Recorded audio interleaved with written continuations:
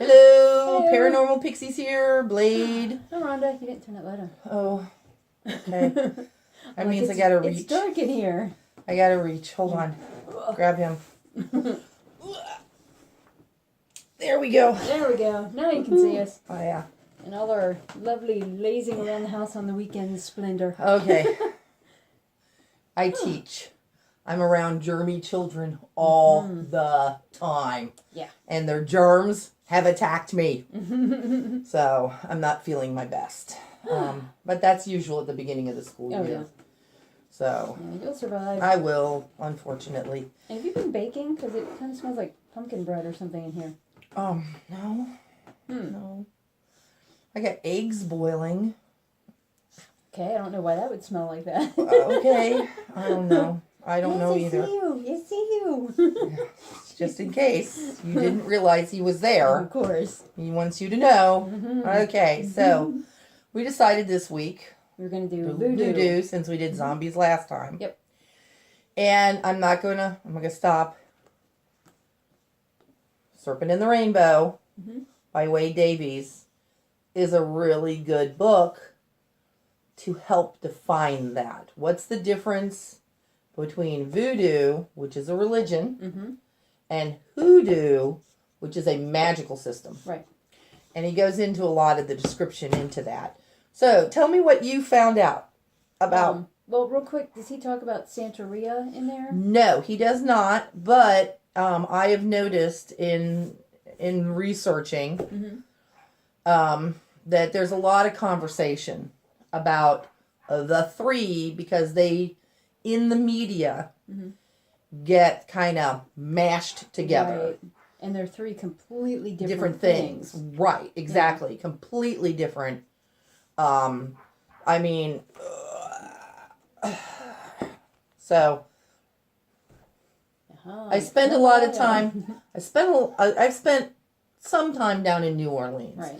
I had a friend who lived there, and to give a brief history of my connection to voodoo and Vodoun and well, not so much Santeria, because I really didn't get into that. But first time I went down to New Orleans, we stayed at a bed and breakfast that was run by a voodoo priest who happened to be out of town. Is that when you brought me back the mouse that was signed by Anne Rice? The little rubber squeaky mouse? Yes. That was cool. Yes. So I have a rubber squeaky mouse that's signed by Anne Rice. And I spent a lot of time down at the corner of St. Anne and Bourbon Street, which is right near, not Marie Laveau's voodoo shop, but the other one that's on St. Anne's. And that's where this voodoo priest that's kind of where his center was, because they had a temple in the back of the shop.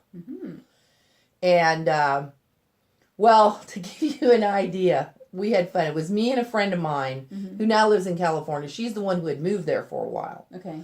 She now lives back out in California where she's from originally. Yeah, I know what you're talking about. Right. And when we went down there for a vacation, we stayed at the Voodoo House. And down there in New Orleans, a Voodoo House is always painted purple. Okay. Nobody messes with anybody coming out of the purple houses at all. I'll have to remember that if we ever move down there. The people will come to your house then expecting stuff if you paint it purple. Yeah. Okay? But that's funny that you say that, because a lot of the magical community here is associated with purple as well. Well, it's considered a psychic color. Okay. That's why. It's a spiritual color. And you think about your top chakra is kind of a violet. And when you think of psychic purple is the color, when you think of psychic. Okay. You get your aura picture taken if you have a lot of like pink purple stuff at the top here, that's considered you have a high psychic ability. Okay. So anyway, we went to this shop and they didn't know us from Adam. Right. They didn't know where we were staying. And there was this little girl, everybody has their little happy holiday jobs down in the quarters, and we went into this shop to get some gree-grees. Okay. And what a gree-gree is it's a magical bag. It's a magic bag. It's a bag with herbs and rocks and whatever, oils and all sorts of stuff. And we'll talk about, because when you get into voodoo and hoodoo, you got to know about magic a little bit. So we went in there, get our gree-grees. Well, as she's making them, the priest that runs the temple in the back came in and he looked at those and he looked at us. And he looked back down, he looked at her, and he goes, give them to me. Whoosh, boom, threw them out. Okay. He looked at us and goes, I'll make you real ones. Nice. So he started throwing stuff together. Yeah. He's like, you come with me. And we did. We went back and he put them on the altar and he blessed them. Nice. He's like, I don't do this for everybody, but I like you. I'm like, okay. Thank you. We got our little gree-grees blessed. Awesome. We didn't just get the tourist version. All right. And what was really funny is later on in our stay there, we ran into him again, the little voodoo priest. Yeah. Going down with his cane with all the stuff hanging on it. Oh, yeah. And we were hanging out with some homeless kids. Okay. We got to know a lot of people down in the quarter when we were down there.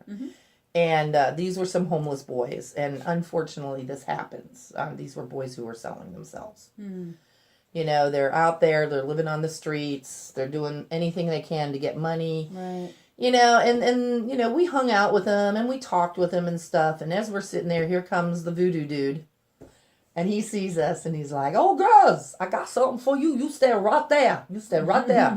I'll be right back. And these guys are like, hey, he's not coming back. Here he came. And he handed us myrtle berries for love. Cool.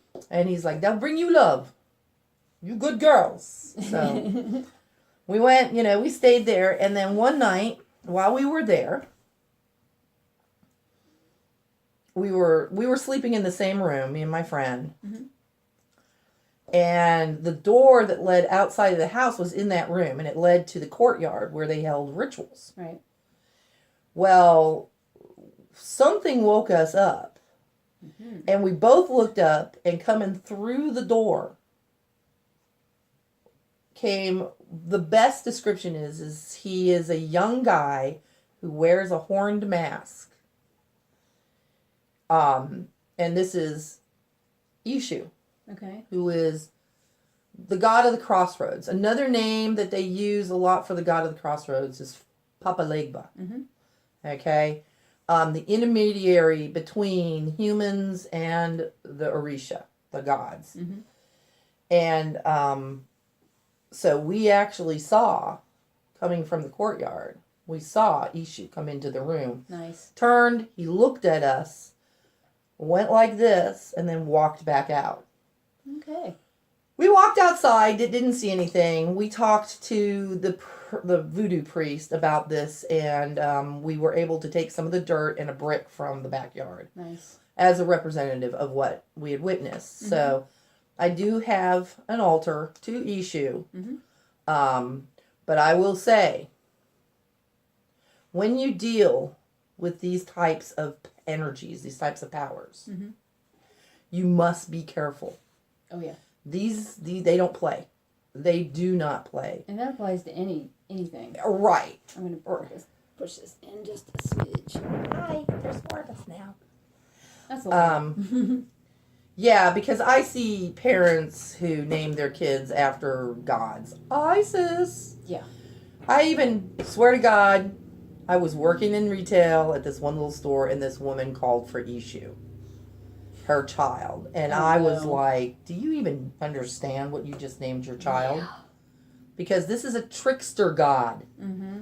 You are asking for problems right there. Yep. Just because you think something is an African name, doesn't mean it should be used. Exactly. You know, that would be like one of us naming our children Satan. Right. Or Lucifer. You know? I don't even name my pets. Oh. Names like, no. Well, now I do. But then again, I have the trickster spirit within me, so I don't mind. I get along with trickster spirits very easily. And most of my pets had trickster names. I mean, even Fox. Yeah. Fox is a trickster name. Yeah. Because I didn't want to call him Renard. Okay? Yeah. But it's based off Trixie. Yeah. Well, yeah, I do have a cat named Trixie. Okay? You know, I had Loki. I've had Coyote. Puck. Puck. Yep. Yeah. All of those are trickster names. So I do tend to name my animals after tricksters. Well, Trixie was not on purpose. Well, I think Chad actually came up with that name for her. She told me her name was Trixie. I never let my animals name themselves. Yeah. They will come to me. You know, I don't just go, I'm going to name that animal this. No, it takes a little bit of time. I mean, you were in the car when I named Bella. Yeah. I'm like, what are we going to name her? What are we going to name her? And we're all like sitting there going, and then it came. Yep. My name is Belladonna. Even that can be a trickster because, you know. Oh, yeah. So anyway, that's how Ishu came into my house. And he is a god of the crossroads. So what else do you know about, now that's my story. And that made me study a bunch of stuff. So I have jambalaya. I have a couple of books on Santeria. There's the Orisha book. And then we have some more about voodoo. And then there's another Santeria. Yep. But what was really funny about the Orisha, I have one more thing. Yeah. I was working with a gentleman.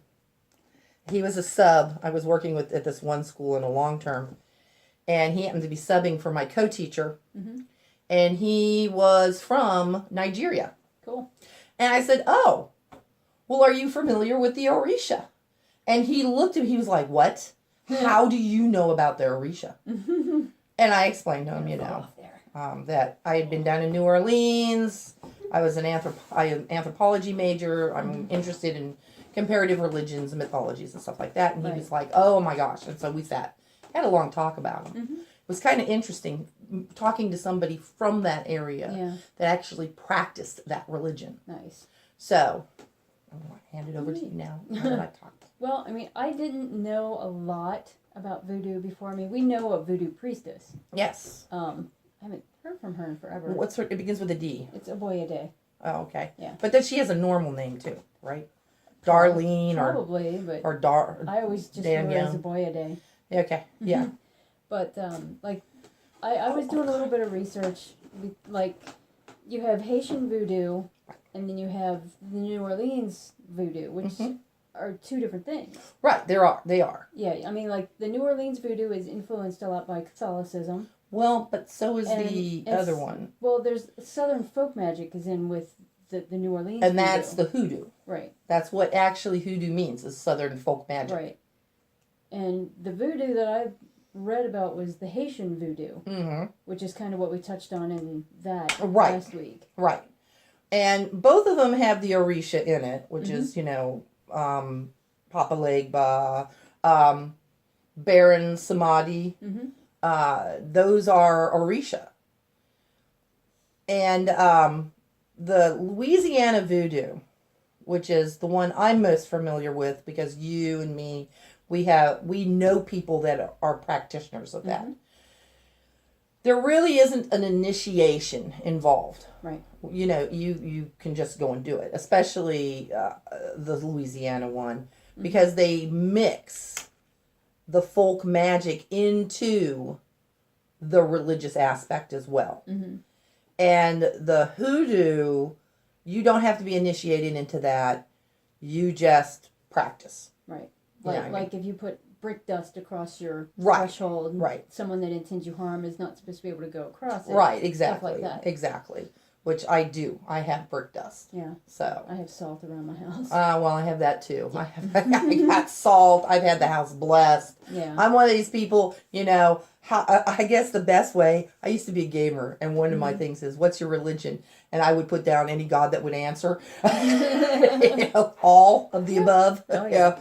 I need to resalt the house after the 2 days of rain that we just had. I'm a person that I truly believe in this stuff. I am a scientist, though. I am a scientist. I grew up in a scientific household. I believe in scientific method. Yep. You know, but I have witnessed too much to not be able to be open to other things. So, just like having this entity walk in through a door into the room and beckon me outside. He's trying so hard to reach me. I know, he's a cutie. He's a love muffin. But, so, I do fall under that, look, Horatio, there is far more on heaven and earth than are dreamt of in our philosophies. Really, there is. Yeah. And honestly, things that were thought not to be possible, dimensional things and stuff like that previously, now we have, we had the string theory and now we have membrane theory that embraces that. Yeah. So why can't this stuff also be there? I mean, what happens to us when we die? Who knows?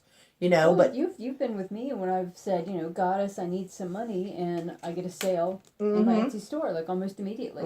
But there's more to it than what we think of. And anybody who thinks I'm a wackadoodle, well, you're more than happy to have your opinion, because like I tell the kids, opinions like eyeballs. Everybody has them. Yep. There's another one for you adults. Yeah. But for the kids, I use eyeballs. So. And that's okay. Everybody does, yeah. And if you don't want to believe in something, that is your choice. But anyway, where was I going with this rant? Anyway, so I've seen too much. And the gods and the goddesses, I do believe in them. So, and to me, they are aspects. Aspects of nature. Everybody, it's just the way I said, well, there's the main God. Some people call him Yahweh. Some people call him Jehovah. There's Anu. There's Tlaloc. There's Ra. There's the creator God. Right. There's one in every mythology and religion. And what it is to me, it's like, well, we call this a pencil. In French, le crayon. Right. Okay. Bleistift in German. So just because it has a different name doesn't mean it's a different thing. Right. A rose by any other name will smell just as sweet. Yep. So that's how I view it. It's just a label. And these are aspects of nature and whatever, these energies. We've given them labels. And through that, we worship them. Saints, Orisha, whatever. In fact, they use saint statues to represent the Orisha. And one of the things that I wanted to talk about in voodoo, especially the Haitian voodoo, they do a lot of dancing and drumming and pulling themselves into a trance-like state, kind of like the dervish do in Turkey. Right. Okay. They do that spinning dance until they go into a trance. Okay. Well, same thing with the Haitian voodoo. I would just fall over. And what it is it's the difference between invoke and evoke. Right. Most people who say stuff, they're like, oh, we're going to invoke. Haitian voodooism invokes.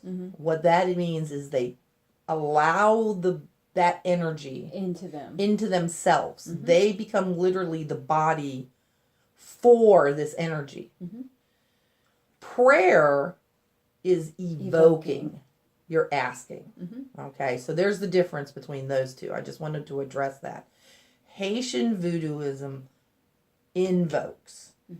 Some of it is also in Louisiana voodoo. Right. When they're doing their rituals.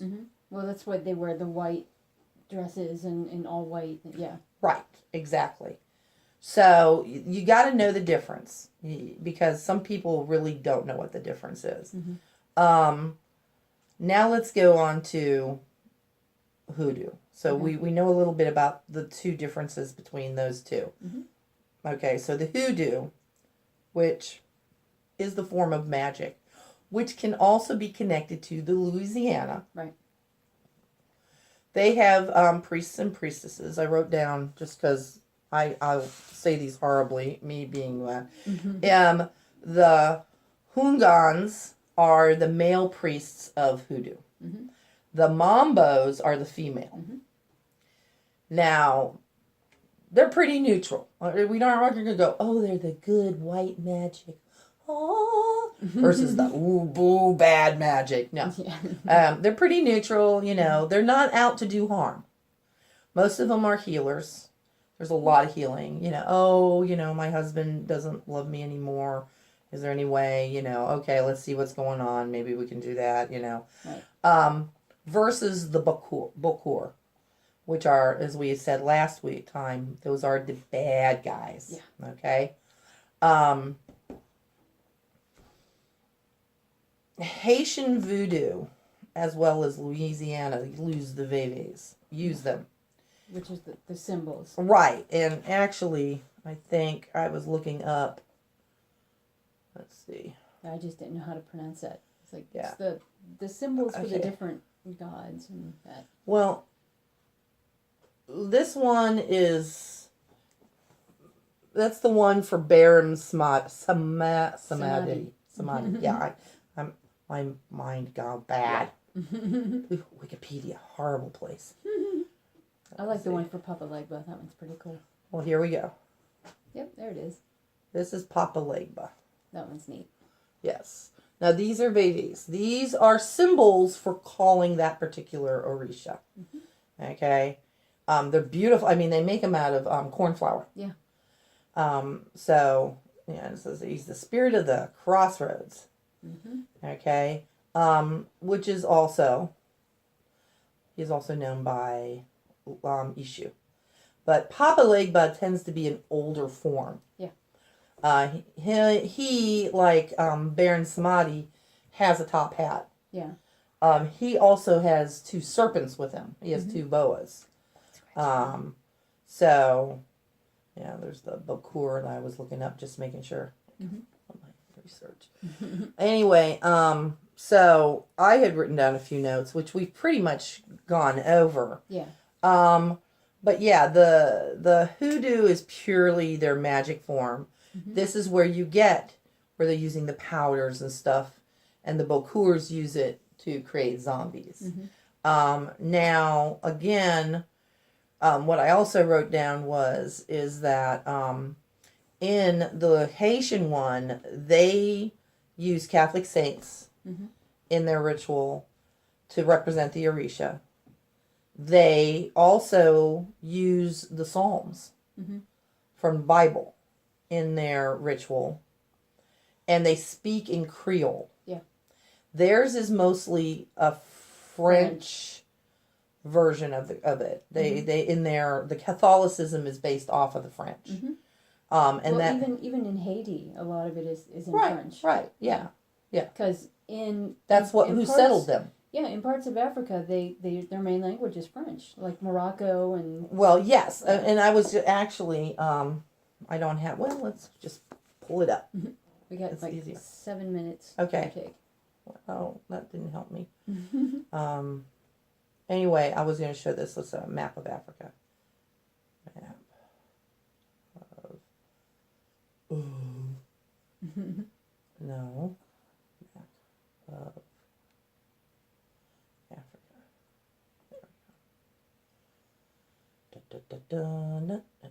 Africa. There we go. So we have a map of Africa. Mm-hmm. Most of, and this is a high French speaking area too. Mm-hmm. But this area right here is where you're going to get the Orisha from. Yeah. This is the Yoruba tribe area, the Ivory Coast, Nigeria, the Congo. This area right in here, again, like you said, is heavy French speaking. So, but that's where you're going to get the Orisha. Mm-hmm. And what happened is also in this area, it was very lush and high quantity of natural materials, natural resources that the Europeans, when they came in there and took over and colonized that area and got slaves from there, this is where they came from. Right. Brought them to Hades, and so that they could have some unification among themselves, the slaves. Mm-hmm. they decided to kind of unite their religion and represent the gods from each of them. And like I said before, arose by any other name. Well, your God by this name represents this. Well, our God represents that too. So, we'll be nice about it. And you can name your God. We'll use yours. But for this one, we'll use ours. Da, da, da, da. It went around. Yeah. And that's how this voodoo religion developed as a unification for the slaves in Hades. And then, of course, moving over to New Orleans, which was settled by the French. Yep. So you have that. Now, Santeria, which gets thrown in there, so we can have like 5 minutes for the Santeria. Yep. Okay? This is also a religion. Right. It is not voodoo. No, totally of different. any kind. It is not hoodoo of any kind. But movies and books tend to mash them together as one under the heading of voodoo. Right. But they are not. They are not. Santeria is purely a religion. No babies. They do have bullseye pattern target, or target bullseye patterns to represent the deities, which are like the Orisha. But it evolved in Cuba. Right. Spanish settled. And so it has a heavy Spanish Catholicism involved. And again, you get the saints. That's where the Catholicism comes in. Well, even the name Santeria sounds Spanish. And not anybody can participate. Right. You have to be initiated into it.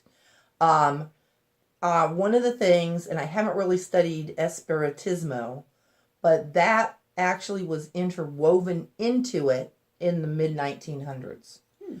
And that, most people, when they first see Santeria, this is what they think. Oh, the Spanish Catholicism. There is some in there. But it's not the big thing. This Espiritismo is. Once you're initiated, once you get in there, this is where you realize, wait a second, this is more involved in it than the Spanish Catholicism. Yeah. So, but that's the difference. I love you too, boo. My foot was falling asleep. Like I said, there's some books, if you are interested. There's Jambalaya, which is the magical personal charms and practical rituals. So that would go more under, what would it go under? More towards hoodoo. Hoodoo, yeah. Right, that would go more towards hoodoo. Of course, we have Santeria, the religion. So you can see. Whoop. And then Powers of the Orisha, which this really goes into who the Orisha are. Okay. Let's see. We have another one by the same guy that wrote the first one, which was the Santeria Experience. He wrote the first book on the Santeria as well, Mr. Whippler. I love the calorie shells there. I know. And then, of course, Secrets of Voodoo by Milo Rigard. So, those might be some interesting ones. And, of course, if you really want to know the difference for Haitian Voodoo versus, or Voodoo versus Houdon, Wade Davies' Serpent and the Rainbow.